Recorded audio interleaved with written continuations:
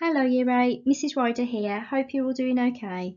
Your unit for this half term is American Literature, and so today I'm going to talk you through a poem by an American poet, and then you're going to do a little creative task at the end. The poem's called Hope is the Thing with Feathers, and it's a really lovely positive poem. All you're going to need for this is a pen and paper, so grab some of that now. So before we read the poem, I'd like you first of all to think about the word hope itself. What does this word mean to you? What comes to your mind when you hear this word? Think of some of the things that you've hoped for in your life. Pause the video and jot down some ideas.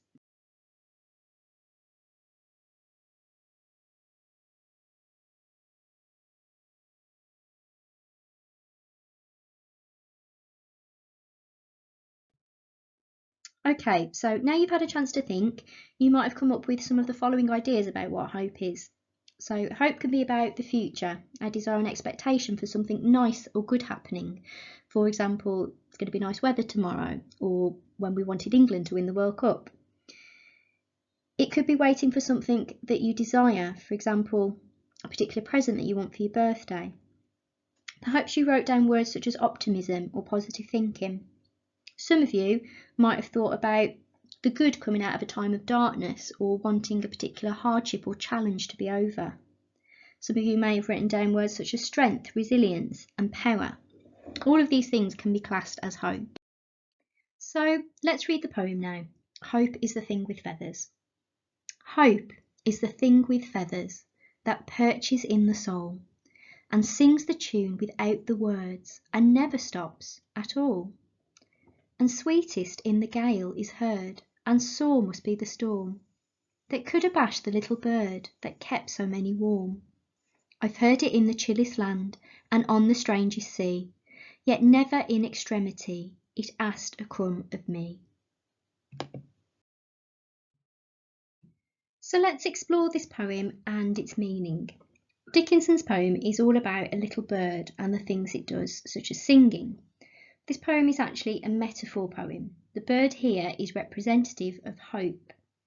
You will have covered devices such as metaphor in your English lessons, but as a little reminder, a metaphor is a comparison which is not literally true.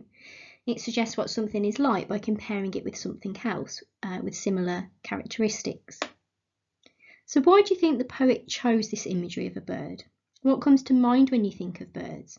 What are their connotations? I want you to pause the video and jot down some ideas. So you may have thought of some ideas that are similar to the ones that you can see on the screen right now. So have a little look at some of the things that I've popped down and compare it to your list. And if there's anything on there that you haven't got, you might want to add it to your little mind map.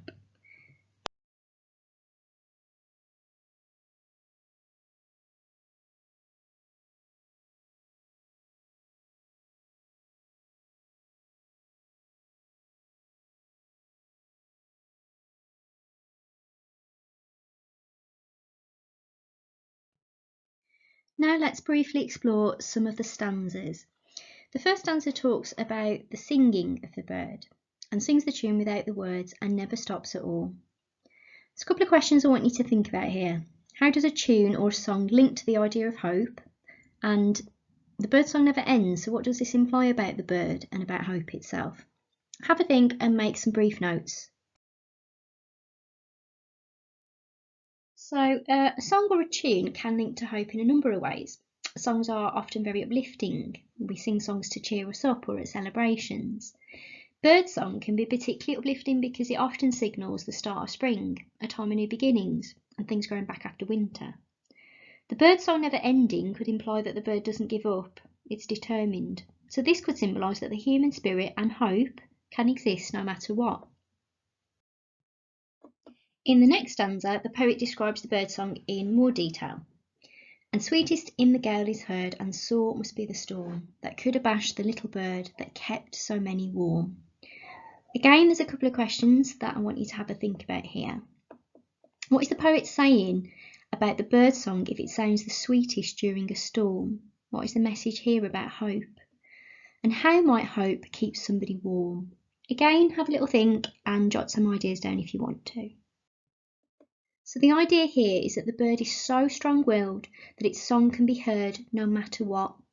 So hope can live on no matter what, even in really difficult circumstances. And this idea that hope keeps us warm, I think that means that hope can be a comfort to us and it can protect us, almost like a blanket that we can wrap around ourselves when we need it in really difficult times. Now let's look at the final stanza. I've heard it in the chillest land and on the strangest sea, yet never in extremity it asked a crumb of me. So the bird song can be heard in the coldest of places and really far away places. So what does this suggest about hope, do you think? And the bird asks for nothing from us. We don't need to feed it. It doesn't beg anything of us, but it carries on singing. So what do you think this could imply about hope? Have a think. So now we're going to have a go at a quote explosion, which is something that you will have had plenty of practice at doing in your English lessons. But quote explosions are when you take a quote and you break it down for its deeper meanings, you pull out the words that you think are worthy of analysis. So this is the quotation that you're going to explode. The first thing you need to do is copy out the quote in full. Then you need to draw an arrow from each of the power words: sweetest, sore, and gale and storm. Once you've done this, you need to think about the deeper meanings of each of these words. So, for example, when you think of a gale or a storm, ideas that might come into your head are things like destruction and chaos. So you can copy those words down and start adding to them. So pause the video and take a few moments to write down your ideas. Perhaps you came up with some of these ideas. So now think about the poem as a whole.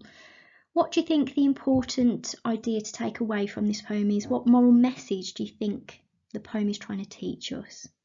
Pause and jot down your ideas. And if you want to, have a go at the challenge task in the purple box. The poem contains lots of hyphens. In fact, they feature in most of the lines. Why do you think they're there? So for me, the moral message of this poem is all about the strength and the power of hope. Hope is something that lives within all of us. It's a free gift. We don't need to pay for it. We don't need to search outside of ourselves for it. It's actually within us all of the time. And it can't be defeated. As for the challenge question, I think all of the hyphens work to emphasise just how resilient the bird is. It's determined to go on, and its strong will allows it to carry on. And that is all those are all the qualities that the poet is trying to show us about hope.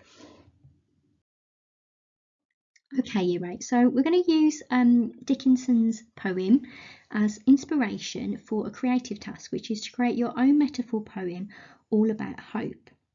So what you're going to need to do now is think about an image that you think represents hope. And that is going to be your metaphor for your poem. So Dickinson chose the small bird in her poem to represent hope. So you just need to come up with your own image. To help you get started with this task, think about how each of these images could represent hope.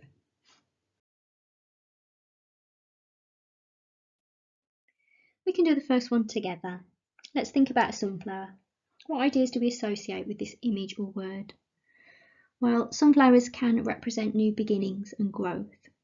Their petals might fall off, but they will eventually grow back, so this could show resilience. Sunflowers often grow to be very tall, and they grow from what was once a very tiny seed, so this could show potential. Sunflowers tolerate the rain, and they grow stronger with rain. Sunflowers are rooted to the ground. They grow into something beautiful. They're also, because of their colour, a very bright, cheerful and uplifting flower. So now do the same for the images of the sunshine and the lighthouse. Pause the video and jot down your ideas.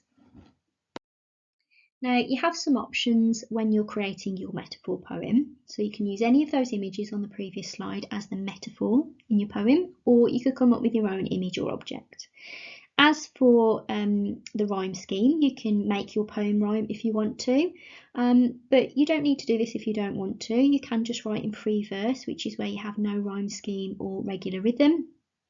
And we just want you to be as creative as you can be with this.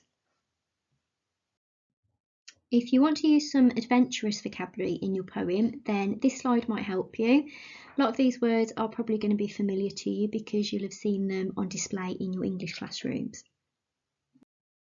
And this colour vocabulary might help you to write some really vivid descriptions. If you need a little bit of help or inspiration with getting your poem started, then feel free to use the lines that are on the slide at the moment. So good luck with your poem, Year 8. The English department are really looking forward to reading your responses. Take care.